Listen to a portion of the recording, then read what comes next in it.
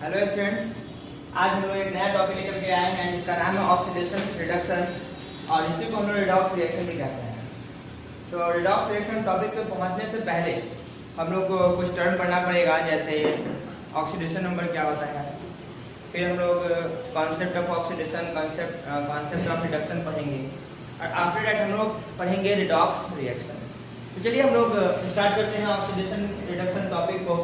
और ये बहुत important basic concept of chemistry है। इसके बिना फिर आगे आप लोगों को बहुत सारा क्वेश्चन बनाने में या कोई भी टॉपिक को समझने में आपको परेशानी होगी। जैसे कि इस टॉपिक के इस सेशन के बाद जो है हम लोग बैलेंसिंग ऑफ आयनिक इक्वेशन पढ़ने वाले हैं, जहाँ पे इक्वेशन को आप बिना ऑक्सीडेशन नंबर निकाले आप किसी भी हाल में बैलेंस नहीं कर पाएंगे। तो इस व्यू से जो है ये टॉपिक आपका बहुत इंपॉर्टेंट है, तो ध्यान से देखेंगे, ठीक है। तो हम लोग स्टार्ट करते हैं ऑक्सीडेशन रिडक्शन। और सबसे पहला टर्म हम लोग को इसमें पढ़ना है ऑक्सीडेशन नंबर। एक्चुअली यही एक ऐसा टर्म है जो पूरे इस चैप्टर को कवर कर लेगा और आपको इस चैप्टर को समझने में जो है हेल्प करेगा। तो सबसे पहले जो है हम लोग ऑक्सीडेशन नंबर को डिफाइन कर लेते हैं। इसको सबसे पहले हम लोग परिभाषित कर लेते हैं। तो ऑक्सीडेशन नंबर जो है कहते हैं क्या कि किसी भी एटम पर वह रियल और इमेजिनरी चार्ज है जो किसी एटम द्वारा किसी दूसरे एटम के साथ कंबाइन होने पर डेवलप होता है। तो हम लोग ऐसा कह सकते हैं कि रियल और इमेजिनरी चार्ज, रियल और imaginary charge develop on an atom when it combined with another atom. It's called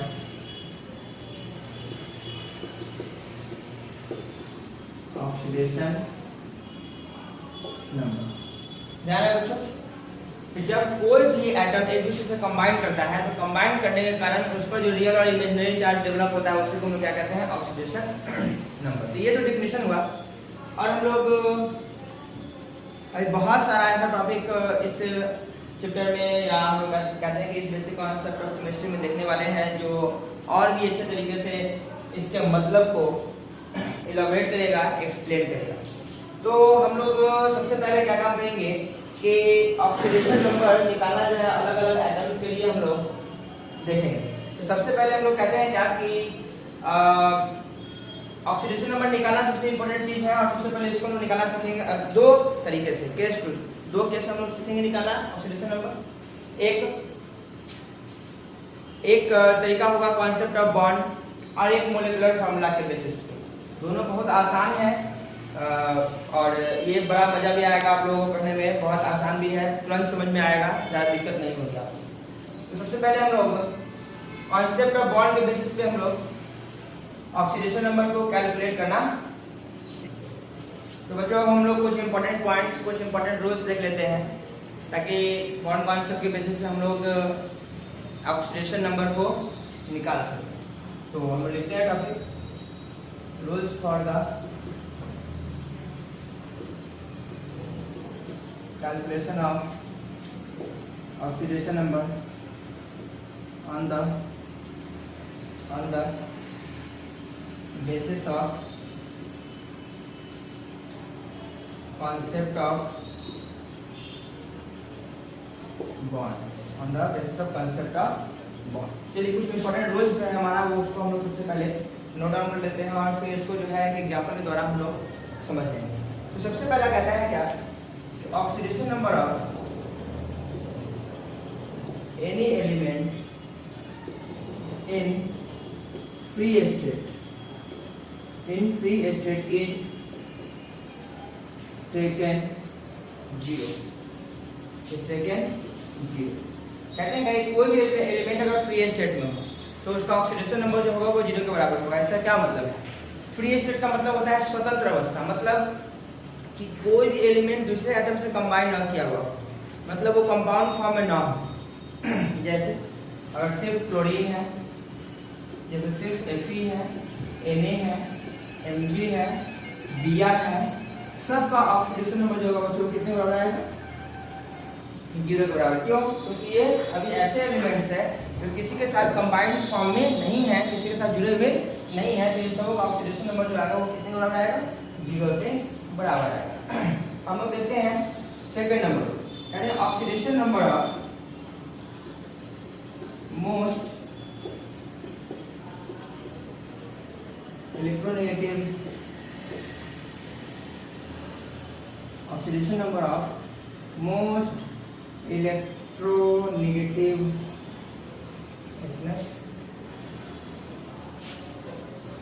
element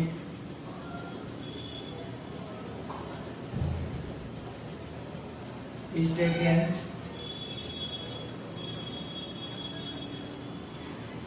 positive and oxidation number of most electropositive element is taken negative। क्या मतलब है बच्चों इसका, वो आप ध्यान से समझें। कहने का मतलब है कि अगर कोई भी दो एलिमेंट कंबाइंड स्टेट में है, तो कंबाइंड स्टेट में है तो कहने का मतलब है उसमें एक इलेक्ट्रोनेगेटिव नेचर का होगा और एक इलेक्ट्रोपॉजिटिव नेचर का होगा। मतलब एक में इलेक्ट्रॉन खींचने की टेंडेंसी होगी और दूसरे में इलेक्ट्रॉन देने की टेंडेंसी होगी। तो कहते हैं जाके जिसमें इलेक्ट्रॉन देने की टेंडेंसी होगी, मतलब जो इलेक्ट्रोपॉजिटिव नेचर का होगा उस पर ऑक्सीडेशन नंबर जो होगा वो पॉजिटिव साइन के साथ दिखाया जाएगा, और जो इलेक्ट्रोनेगेटिव नेचर का होगा उस पर नेगेटिव साइन के साथ दिखाया जाएगा। जैसे एग्जांपल हम ले लेते हैं, मान लीजिए कि ए और बी है, और या हम ये कंसीडर कर लेते हैं कि ये जो है हमारा जो है लेस, या हम ऐसे कर सकते हैं कि मोस्ट या मोर इलेक्ट्रोपॉजिटिव नेचर का है, मोर इलेक्ट्रोपॉजिटिव नेचर है, और ये जो है मोर इलेक्ट्रो नेगेटिव नेचर का है। तो ध्यान से इस बात को, अभी कितना इसका ऑक्सीडेशन नंबर आएगा वो मतलब नहीं है, वो तो अभी हम जस्ट इसके बाद आपको बताएंगे। तो कहते हैं कि अगर कोई दो एटम बॉन्डेड एटम है, अगर तो एक इलेक्ट्रोपॉजिटिव नेचर का होगा, दूसरा इलेक्ट्रोनेगेटिव नेचर का होगा, तो कहने का सेंस है ऐसा कभी भी रहेगा। तो कहते हैं क्या कि जो इलेक्ट्रोपॉजिटिव नेचर का है उस पर जो है पॉजिटिव साइन रहेगा ऑक्सीडेशन नंबर का, और जो इलेक्ट्रोनेगेटिव नेचर का है उस पर नेगेटिव साइन रहेगा ऑक्सीडेशन नंबर का। ठीक है, जैसे मान लीजिए एक और एग्जांपल देखते हैं हम लोग NaCl। अब देख रहे हैं Na हमारा इलेक्ट्रॉन देगा और Cl इलेक्ट्रॉन लेगा, क्योंकि Na जो है मेटल है और Cl जो है क्या है वो नॉन मेटल है। तो कहते हैं क्या कि जो इलेक्ट्रॉन लूज रहेगा, जो इलेक्ट्रॉन देगा उसको पॉजिटिव साइन के साथ दिखाया जाएगा ऑक्सीडेशन नंबर को, और जो इलेक्ट्रॉन लेगा उस पर जो है नेगेटिव साइन के साथ दिखाया जाएगा ऑक्सीडेशन नंबर। कितना किस पे आएगा वो हम लोग ठीक इस पॉइंट के बाद जानेंगे। बहुत गर्मी है। हाँ तो बच्चों अब हम लोग तीसरे रूल की तरफ बढ़ते हैं। तो कहते हैं क्या कि जब कोई दो एटम बॉन्डेड होगा तो पॉसिबिलिटी है कि उसके बीच सिंगल बॉन्ड हो, उसके बीच डबल बॉन्ड हो सकता है, उसके बीच ट्रिपल बॉन्ड हो सकता है, या उसके बीच कोवैलेंट बॉन्ड हो सकता है। तो कहते हैं क्या कि इफ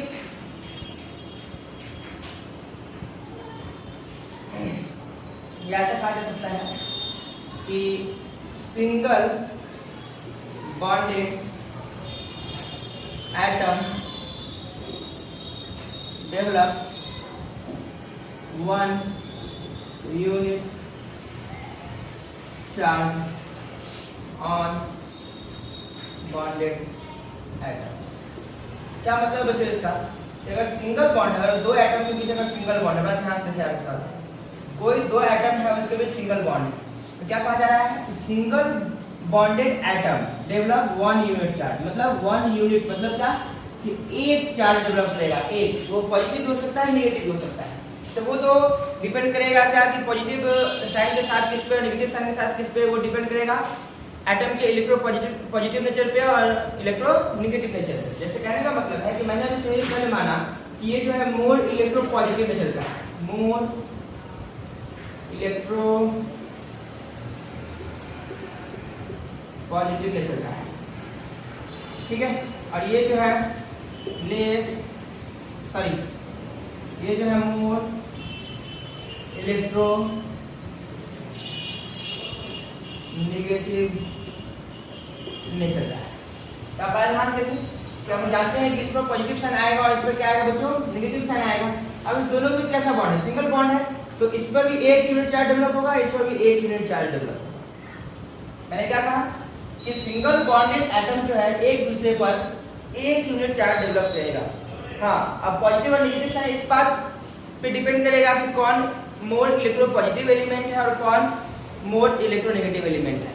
अगर दो एटम है, दोनों के बीच अगर सिंगल बॉन्ड है, तो जो मोर इलेक्ट्रो पॉजिटिव एलिमेंट होगा उस पर जो है +1 चार्ज डेवलप होगा और जो मोर इलेक्ट्रोनेगेटिव एलिमेंट है उस पर -1 चार्ज डेवलप होगा। जैसे मैंने यहाँ दिखाया कि ए और बी दोनों के बीच सिंगल बॉन्ड है, तो इस पर दोनों पर एक एक यूनिट चार्ज डेवलप हुआ और मैंने ये माना है कि ए जो है हमारा मोर इलेक्ट्रो पॉजिटिव नेचर का एलिमेंट है, तो इस पर जो है आएगा वो पॉजिटिव चार्ज आ जाएगा और जो इलेक्ट्रोनेगेटिव नेचर का होगा उस पर जो है वो क्या आ जाएगा, नेगेटिव चार्ज आ जाएगा। तो हम चौथा रूल को देखते हैं। कहते हैं कि अगर दो बॉन्डेड एटम के बीच अगर सिंगल बॉन्ड हो सकता है तो वहाँ पॉसिबिलिटी है कि डबल बॉन्ड भी हो सकता है। तो कहते हैं क्या कि double covalent bond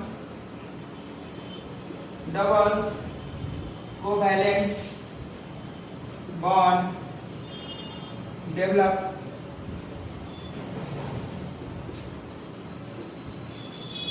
to unit charge on bonded atoms. ठीक है बच्चों, तो डबल कोवैलेंट बॉन्ड है, तो मान लीजिए फिर से ए डबल बॉन्ड बी, मैंने इसको माना है मोर इलेक्ट्रो पॉजिटिव नेचर का है ये, और इसको माना है मोर इलेक्ट्रो नेगेटिव नेचर का है। ठीक है, तो हम जान रहे हैं कि इस पर जो है पॉजिटिव चार्ज डेवलप होगा, इस पर नेगेटिव चार्ज डेवलप होगा। और चूंकि इस दोनों एटम के बीच कैसा बॉन्ड है, डबल बॉन्ड है, तो हर एक एटम के कारण से जो है दूसरे एटम पे 2 यूनिट चार्ज डेवलप होगा। मैंने लिखा है यहाँ पे, तो double covalent bond develop 2 unit charge on bonded atoms, मतलब जो बॉन्डेड एटम्स है ईच एटम के कारण दूसरे एटम पर जो है 2 यूनिट चार्ज डेवलप होगा। मतलब हम लोग तो ये डिसाइड कर लिए हैं कि इसमें प्लस इसमें माइनस, तो इसके कारण इस पर 2 यूनिट चार्ज और इसके कारण इस पर 2 यूनिट चार्ज। ये नेगेटिव में इसलिए लिए है क्योंकि इसको माना गया है कि ये इलेक्ट्रो नेगेटिव नेचर का है, और इस पर पॉजिटिव साइन इसलिए लिए है क्योंकि इसको माना गया है कि ये मोर इलेक्ट्रो पॉजिटिव नेचर का है। ठीक है, इसी तरीके से जो है हमारा दो एटम के बीच जो है ट्रिपल कोवैलेंट बॉन्ड भी हो सकता है, दो एटम के बीच जो है ट्रिपल कोवैलेंट बॉन्ड भी हो सकता है। तो अगर ट्रिपल कोवैलेंट बॉन्ड होगा तो 3 यूनिट चार्ज डेवलप करेगा। ठीक है, और पॉजिटिव और नेगेटिव साइन डिपेंड करेगा कि कौन सा एटम हमारा मोर इलेक्ट्रो पॉजिटिव है और कौन सा एटम हमारा मोर इलेक्ट्रो नेगेटिव है। तो कहते हैं क्या, triple covalent bond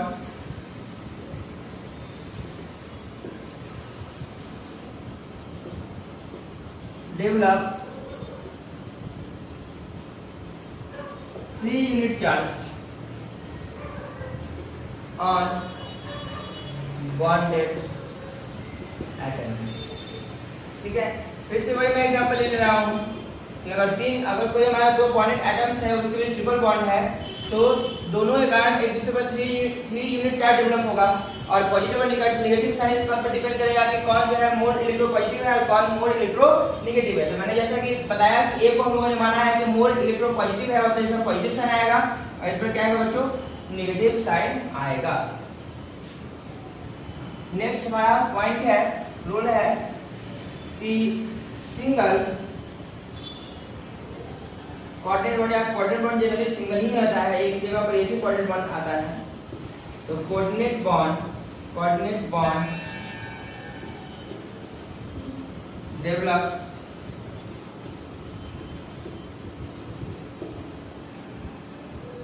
to unit charge on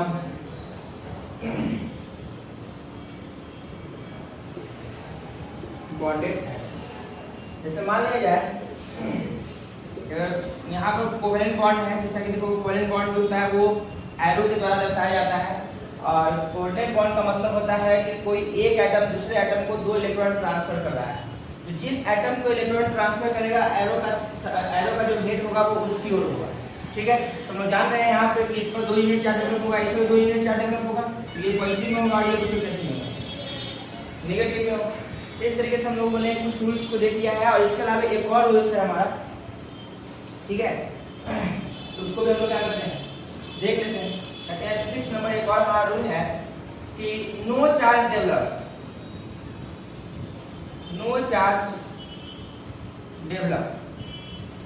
if bonded atoms are same,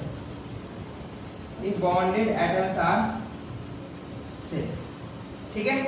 कोई चार्ज डेवलप नहीं होगा और बॉन्डेड एटम क्या होगा सेम होगा। जैसे हम H2 की बात करते हैं, ठीक है, इसको ऐसे लिख सकते हैं H, तो इस एटम का कारण इस पर कोई चार्ज डेवलप नहीं होगा और इस एटम का कारण इस पर कोई चार्ज डेवलप नहीं होगा, ठीक है, क्योंकि बॉन्डेड एटम सेम है। अब इस केस में जो है कोई भी इलेक्ट्रोपॉजिटिव या नेगेटिव नेचर का होगा नहीं, तो कहने का मतलब है कि जब कोई भी इलेक्ट्रोपॉजिटिव या नेगेटिव नेचर का नहीं होगा तो इस पर किसी प्रकार का कोई चार्ज डेवलप नहीं होगा, ठीक है ना। तो कहते हैं कि अगर बॉन्डेड एटम्स अगर क्या होंगे सेम होंगे तो उसके कारण किसी भी एटम पे एक दूसरे के कारण से जो है कोई चार्ज डेवलप नहीं होगा।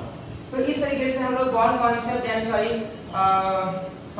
बॉन्ड कॉन्सेप्ट मेथड के द्वारा जो हम लोग ऑक्सीडेशन नंबर को कैलकुलेट कर सकते हैं। तो मैं कुछ एग्जांपल्स वगैरह दे रहा हूं ताकि आप लोगों को और अच्छी तरीके से समझ में आ जाए और इसको इस सारे थ्योरी को इस सारे रूल्स को आप लोग अप्लाई करना सीख जाएंगे। तो चलिए हम लोग कुछ एग्जांपल्स को कर लेते हैं। तो सबसे पहला हम एग्जांपल ले लेते हैं NH3, ठीक है बच्चों। तो ये बॉन्ड कॉन्सेप्ट के बेसिस पे है हमारा, तो NHH ऐसे लिख सकते हैं इसको हम लोग, ठीक है। तो आप ध्यान से देखेंगे, हम लोग जानते हैं कि नाइट्रोजन जो है ज्यादा इलेक्ट्रोनेगेटिव होता है हाइड्रोजन से, ठीक है। तो कहने का मतलब है कि देखिए नाइट्रोजन और हाइड्रोजन के बीच जो है कैसा बॉन्ड है, सिंगल बॉन्ड है। तो हम लोग जानते हैं कि सिंगल बॉन्ड रहेगा तो 1 यूनिट चार्ज डेवलप होगा दोनों एटम के कारण एक दूसरे पे। तो कहने का मतलब है कि इस पर भी 1 यूनिट चार्ज डेवलप होगा और इस पर भी 1 यूनिट चार्ज डेवलप होगा। अब किस पर पॉजिटिव किस पर नेगेटिव हम लोग को इस बात को समझना है। हम लोग जानते हैं कि नाइट्रोजन ज्यादा इलेक्ट्रोनेगेटिव है हाइड्रोजन के रिस्पेक्ट में, इसका मतलब है कि नाइट्रोजन पर जो है -1 चार्ज डेवलप होगा और हाइड्रोजन पे +1 चार्ज डेवलप होगा। बात ध्यान से देखिए, इस हाइड्रोजन के कारण इस पर -1 चार्ज डेवलप हुआ और इस नाइट्रोजन के कारण इस पर +1 चार्ज डेवलप हुआ। अब फिर से आप देखिए कि इस नाइट्रोजन और इस हाइड्रोजन के बीच जो है सिंगल कोवेलेंट बॉन्ड है, तो दोनों के कारण एक दूसरे पर जो है एक यूनिट चार्ज डेवलप होगा। अब क्योंकि ये कम इलेक्ट्रोनेगेटिव है यानी कि ज्यादा इलेक्ट्रोपॉजिटिव होगा तो इसमें पॉजिटिव चार्ज और इसमें क्या आएगा बच्चों नेगेटिव चार्ज। फिर कहते हैं कि इस केस के बीच भी फिर सेम बात है, तो इसमें +1 चार्ज और इस पर क्या -1 चार्ज। तो ऐसे हम लोग देख सकते हैं कि oxidation number of nitrogen in NH3 equal to क्या हो जाएगा बच्चों -1 हो जाएगा। और ऑक्सीडेशन नंबर ऑफ हाइड्रोजन की अगर हम बात करें तो वो +1 होगा। +1 कहने का मतलब है क्या कि यहाँ पर हर एक हाइड्रोजन का जो है ऑक्सीडेशन नंबर +1 के बराबर है, तो हम लोग कहेंगे कि oxidation number of hydrogen is equal to +1। चलिए हम लोग और भी एग्जांपल्स को देख लेते हैं, जैसे H2SO4। तो हम लोग बॉन्ड कॉन्सेप्ट के बेसिस पे देख रहे हैं, इसका हम लोगों को सबसे पहले स्ट्रक्चर निकालना पड़ेगा। तो कहते हैं क्या कि इसका स्ट्रक्चर कुछ इस तरीके से होता है। देखिए H2SO4 है ना, 2 H 1 S और 4 O। तो बड़ा ध्यान से देखेंगे बच्चों आप, तो आप देखिए यहाँ पे सबसे पहले हम लोग इसकी बात करते हैं। ऑक्सीजन हाइड्रोजन के बीच सिंगल कोवेलेंट बॉन्ड है और हम लोग जानते हैं कि ऑक्सीजन जो है ज्यादा इलेक्ट्रोनेगेटिव है इन कंपैरिजन टू हाइड्रोजन। तो इसके कारण इस पर जो होगा वो +1 चार्ज डेवलप होगा और इसके कारण इस पर क्या होगा -1 चार्ज डेवलप होगा, ठीक है। अब बड़ा ध्यान से देखिए आप, फिर ये ऑक्सीजन और इस सल्फर के बीच में क्या है सिंगल कोवेलेंट बॉन्ड है और सल्फर से ज्यादा ऑक्सीजन होता है इलेक्ट्रोनेगेटिव, तो इस दोनों के कारण एक यूनिट चार्ज डेवलप होगा जरूर, लेकिन इस पर नेगेटिव और इस पर पॉजिटिव। फिर देखिए यहाँ पर ये कोऑर्डिनेट बॉन्ड है ना, तो इस पर क्या हो जाएगा 2 यूनिट चार्ज डेवलप होगा दोनों ईच एटम पे बॉन्डेड एटम्स पे। तो जो ज्यादा इलेक्ट्रोनेगेटिव है उसका -2 और जो कम इलेक्ट्रोनेगेटिव है उस पर क्या आ जाएगा +2।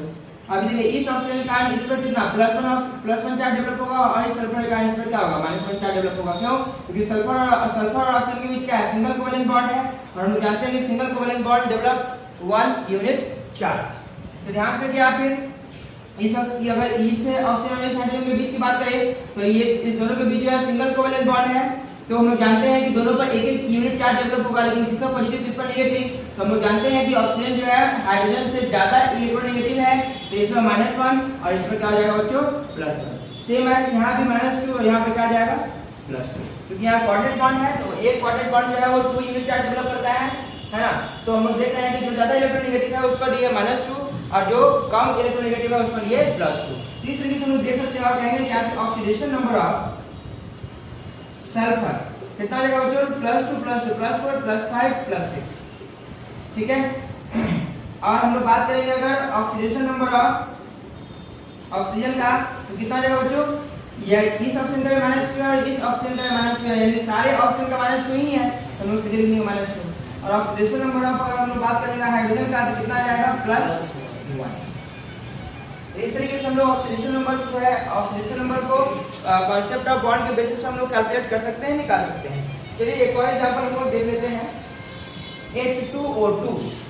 H2O2 अगर इसको हम लोग लिखे इस तरीके से लिखेंगे इसका स्ट्रक्चर H2O2, ठीक है बच्चों। अब आप ध्यान से देखिए, यहाँ पे ये दोनों बॉन्डेड एटम्स हमारे से अलग अलग है, और इस दोनों के बीच क्या है, सिंगल कोवेलेंट बॉन्ड है। तो लोग जानते हैं कि दोनों पर एक एक यूनिट चार्ज डेवलप होगा, और जस्ट मैंने हम लोगों ने देखा है अभी कि ये ज्यादा इलेक्ट्रोनेगेटिव होता है हाइड्रोजन के रिस्पेक्ट में, तो जो ज्यादा इलेक्ट्रोनेगेटिव है उसका ऑक्सीडेशन नंबर नेगेटिव साइन के साथ, और जो कम इलेक्ट्रोनेगेटिव है यानी कि जो ज्यादा इलेक्ट्रोपॉजिटिव है उसका ऑक्सीडेशन नंबर पॉजिटिव साइन के साथ। अगर हम लोग इस केस की बात करें तो ध्यान समझेंगे आप, दोनों बॉन्डेड एटम सेम है। मैंने अभी जस्ट सबसे लास्ट नंबर आपको रोज समझाया है कि no charge develop if bonded atoms are same. कहने का मतलब है कि अगर दो एटम है, दोनों एटम एक जैसा है ना, तो दोनों के कारण एक दूसरे को कोई भी चार्ज डेवलप नहीं होगा, क्योंकि ना तो दोनों में से कोई ज्यादा इलेक्ट्रोनेगेटिव होगा, ना ही कोई ज्यादा इलेक्ट्रोपॉजिटिव होगा। तो कहने का मतलब कि वहां पर से कोई भी चार्ज डेवलप नहीं हो पाएगा, ठीक है। तो इसके कारण इस पर कोई चार्ज डेवलप नहीं होगा, और इसके कारण इस पर भी कोई चार्ज डेवलप नहीं होगा। तो कहने का मतलब है आप यहाँ पर ध्यान से देखिए, तो फिर इस केस के बीच तो बॉन्डेड एटम सेम नहीं है, अलग अलग है, तो फिर यहाँ पर कुछ चार्ज डेवलप तो होना है। तो यहाँ पर क्या देख रहे हैं, ऑक्सीजन और हाइड्रोजन के बीच कैसा बॉन्ड है, सिंगल कोवेलेंट बॉन्ड है। तो इस पर भी एक यूनिट चार्ज, इस पर भी एक यूनिट चार्ज, किसमें पॉजिटिव किसमें नेगेटिव, शायद अब आप लोग बच्चे समझ गए होंगे, तो मुझे बार-बार बताने की आवश्यकता नहीं। तो आप यहाँ पर क्या लिखेंगे ऑक्सीडेशन नंबर ऑफ, ऑक्सीजन की बात करेंगे तो आप लिखेंगे -1, और ऑक्सीडेशन नंबर ऑफ अगर हाइड्रोजन के बारे में बात करेंगे तो आप लिखेंगे +1।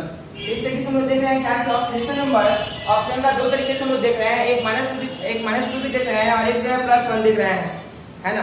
तो कहने का मतलब है कि आप बार-बार आप चेक करेंगे और देखेंगे कि हाँ ये, और बॉन्ड कांसेप्ट की बेसिस पे आप लोग ये क्लियर दिखाई भी देगा कि हाँ कब जो है ऑक्सीजन का ऑक्सीडेशन नंबर -1 होगा और कब जो है -2 होगा। तो कहते हैं क्या कि अगर ऑक्सीजन बॉन्ड होता है ना, तो उसको बोलते हैं पेरोक्सी बॉन्ड बोलते हैं, क्या बोलते हैं, पेरोक्सी बॉन्ड कहते हैं। तो कहते हैं पेरोक्सी बॉन्ड के केस में जो है ऑक्सीडेशन नंबर ऑक्सीजन का जो होता है वो -1 के बराबर होता है, ठीक है। तो ये टर्म जो यूज करने की आवश्यकता आपको पड़ेगी जब एक और हम लोग केस 2 पढ़ेंगे ऑक्सीडेशन नंबर निकालने के लिए, तो फिर वहां आपको इसकी आवश्यकता पड़ेगी, ठीक है ना। तो चलिए हम लोग और भी एग्जांपल्स देख लेते हैं ताकि और भी हमारा कांसेप्ट जो है वो क्लियर हो सके। चलिए देखते हैं हम लोग Na2S4O6 के बारे में हम लोग एक और एग्जांपल को डिस्कस करते हैं।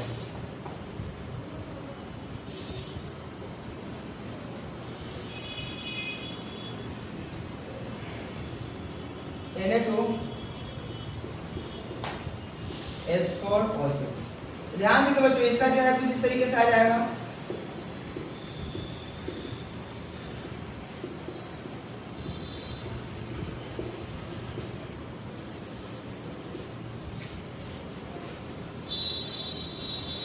कुछ इस तरीके का स्ट्रक्चर आएगा इसका। चलिए देखते हैं इसको, और ईच एटम का हम लोग क्या करते हैं, ऑक्सीडेशन नंबर निकालने का प्रयास करते हैं। देखिए आप ध्यान से, यहाँ ऑक्सीजन और सोडियम है, दोनों के बीच सिंगल कोवेलेंट बॉन्ड है, तो दोनों पर एक एक यूनिट चार्ज डेवलप होगा। सोडियम इलेक्ट्रोपॉजिटिव एलिमेंट है, जिस पर पॉजिटिव चार्ज है, ऑक्सीजन इलेक्ट्रोनेगेटिव एलिमेंट है, जिस पर नेगेटिव चार्ज, ठीक है। अब यहाँ देखिए ऑक्सीजन और सल्फर के बीच में देख रहे हैं आप, तो इसमें सिंगल कोवेलेंट बॉन्ड है, तो यहाँ भी +1, यहाँ भी 1 चार्ज डेवलप होगा, यहाँ भी 1। तो हम जानते हैं कि ऑक्सीजन जो है सल्फर के रिस्पेक्ट में ज्यादा इलेक्ट्रोनेगेटिव एलिमेंट है, जैसे -1 है, इसमें बच्चों क्या आ जाएगा +1। अब यहाँ देखिए इस सल्फर और इस ऑक्सीजन के बीच क्या है, कोऑर्डिनेट बॉन्ड है, तो एक कोऑर्डिनेट बॉन्ड जो है वो 2 यूनिट चार्ज डेवलप करता है ना, तो यहाँ पर क्या आ जाएगा बच्चों -2 आ जाएगा, और यहाँ पर क्या आ जाएगा +2 आ जाएगा, क्योंकि सल्फर जो है ऑक्सीजन से कम इलेक्ट्रोनेगेटिव एलिमेंट है, तो इसका जो है ऑक्सीडेशन नंबर पॉजिटिव साइन के साथ दिखाएंगे, और क्योंकि ऑक्सीजन जो है सल्फर के रिस्पेक्ट में ज्यादा इलेक्ट्रोनेगेटिव एलिमेंट है, तो उसका ऑक्सीडेशन नंबर जो है वो नेगेटिव साइन के साथ दिखाएंगे। सेम है, यहाँ -2 यहाँ +2 आ जाएगा बच्चों। अब देखिए ये सल्फर दोनों बॉन्डेड एटम्स आर सेम है, दोनों सेम बॉन्डेड एटम्स हैं, तो इस दोनों के कारण एक दूसरे पर कोई भी चार्ज डेवलप नहीं होगा, तो इस पर भी 0 और इसके कारण इस पर भी क्या आ जाएगा 0, अब इस दोनों के कारण इस पर भी 0, इस पर भी 0 और इस दोनों के कारण इस पर भी 0 और इस पर भी 0, यानी इस दोनों के कारण एक दूसरे पर कोई भी चार्ज डेवलप नहीं होगा। वो इसलिए क्योंकि बॉन्डेड एटम्स क्या है, सेम है, और सेम होने के कारण से हम लोग जानते हैं कि अगर बॉन्डेड एटम सेम होंगे तो दोनों एटम के कारण एक दूसरे पर कोई भी चार्ज डेवलप नहीं होता है। फिर यहाँ की बात कर ले तो देख रहे हैं यहाँ एक कोवेलेंट बॉन्ड है तो यहाँ पर क्या होगा, -2 चार्ज डेवलप होगा, इस ऑक्सीजन के कारण इसका +2 चार्ज डेवलप होगा, यहाँ -2 यहाँ +2, यहाँ सिंगल बॉन्ड है बच्चों, यहाँ -1 यहाँ क्या आ जाएगा +1, और चूंकि यहाँ देखिए इसके बीच में सिंगल कोवेलेंट बॉन्ड है तो इस पर क्या आ जाएगा -1, इस पर क्या आ जाएगा +1। इस तरीके से अगर हम लोग ऑक्सीडेशन नंबर ऑफ सल्फर की बात करेंगे तो देख लीजिए यहाँ से आप कि इस यहाँ पे सल्फर का ऑक्सीडेशन नंबर जो है कितना है, +5 है, ठीक है, और साथ साथ 0 भी है कि देखिए ये कुछ सल्फर है जिसका ऑक्सीडेशन नंबर 0 है इस स्ट्रक्चर में, और कुछ सल्फर है जिसका ऑक्सीडेशन नंबर क्या है, यहाँ भी +5 यहाँ भी +5, यानी दो प्रकार का जो है इस स्ट्रक्चर में सल्फर का दो तरह का ऑक्सीडेशन नंबर शो कर रहा है, एक +5 और क्या हो जाएगा बच्चों, 0 हो जाएगा। फिर अगर हम लोग ऑक्सीडेशन नंबर ऑफ ऑक्सीजन के बारे में बात करेंगे तो -1 कितना हो जाएगा, -2 हो जाएगा, इसमें कहीं कोई दिक्कत नहीं है। फिर हम लोग बात करेंगे ऑक्सीडेशन नंबर ऑफ, है ना, ऑक्सीडेशन नंबर ऑफ हाइड्रोजन तो कितना हो जाएगा, वो +1 के बराबर हो जाएगा। सॉरी हाइड्रोजन तो है नहीं बच्चों, हम लोग सोडियम के बारे में बात कर रहे हैं, कितना हो जाएगा, +1 के बराबर हो जाएगा।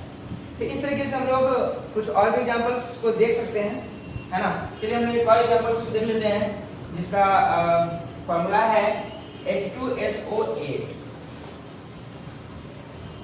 H2SO8, देखिए ध्यान से H2SO8 क्या होगा इसका फॉर्मूला, SOO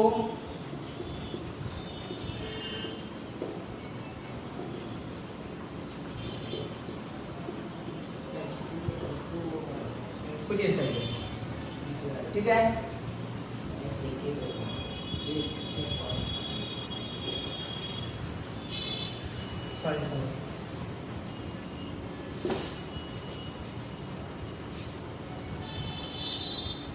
फॉर्मूला H2S2O8 होगा बच्चों।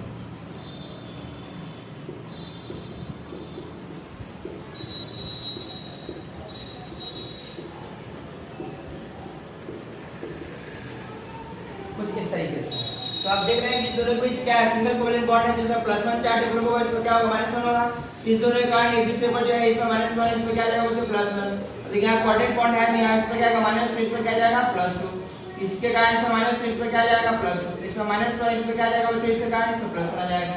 अब ये देखो ये दोनों बॉन्डेड एटम सेम है, इसके कारण इस पर कोई चार्ज डेवलप नहीं होगा और इसके कारण इस पर कोई चार्ज डेवलप नहीं होगा, लेकिन इस दोनों के कारण तो इस पर -1 चार्ज डेवलप होगा, क्योंकि दोनों जो है बॉन्डेड एटम सेम नहीं है, ये ऑक्सीजन और ये क्या है, सल्फर है। तो कहने का मतलब है कि ज्यादा इलेक्ट्रोनेगेटिव है ऑक्सीजन सल्फर के रिस्पेक्ट में, तो इसका जो ऑक्सीडेशन नंबर होगा वो नेगेटिव साइन के साथ दिखाया जाएगा और इसका ऑक्सीडेशन नंबर जो है पॉजिटिव साइन के साथ दिखाया जाएगा। अब यहाँ देखिए यहाँ क्वाड्रेंट बॉन्ड दिखाया जाएगा ना, तो यहाँ -2 जाएगा बच्चों, यहाँ क्या हो जाएगा +2, यहाँ -2 और यहाँ पर क्या हो जाएगा +2, यहाँ -1 यहाँ क्या हो जाएगा बच्चों +1 और यहाँ फिर से -1 यहाँ क्या हो जाएगा +1, क्योंकि यहाँ ये ऑक्सीजन जो है इसके साथ भी सिंगल बॉन्ड के साथ जुड़ा हुआ है और ये ऑक्सीजन इस हाइड्रोजन के साथ भी सिंगल बॉन्ड के साथ जुड़ा हुआ है। इस तरीके से हम लोग देख रहे हैं और कहते हैं कि आपके ऑक्सीडेशन नंबर ऑफ सल्फर के बारे में बात करें तो दोनों जगह क्या है, +6 यहाँ +6 यहाँ +6 है। वही अगर हम बात करेंगे ऑक्सीडेशन नंबर ऑफ ऑक्सीजन का तो हम लोग दो तरह का देखेंगे ऑक्सीजन, एक -2 भी है एक -1 भी है। जहां पेरोक्सी बॉन्ड है वहां पर ऑक्सीजन का जो ऑक्सीडेशन नंबर है वो क्या है, -1 के बराबर है। जहां पे ऑक्सीजन सिर्फ ऑक्सीजन है, पेरोक्सी बॉन्ड नहीं है, तो वहां पर क्या जाएगा ऑक्सीडेशन नंबर -2। और वही हम लोग बात करेंगे ऑक्सीडेशन नंबर ऑफ हाइड्रोजन का, कितना जाएगा बच्चों +1 के बराबर, क्योंकि यहाँ भी +1 यहाँ भी +1, तो दो अलग-अलग हाइड्रोजन है ना, इससे +2 एक साथ नहीं लिखेंगे कि दोनों हाइड्रोजन है, दोनों अलग-अलग जगह पर हाइड्रोजन है, तो ऑक्सीडेशन नंबर ऑफ हाइड्रोजन कितना जाएगा +1 के बराबर।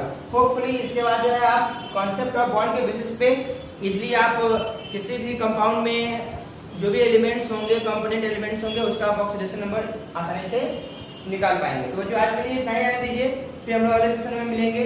आज के लिए इतना ही, थैंक यू।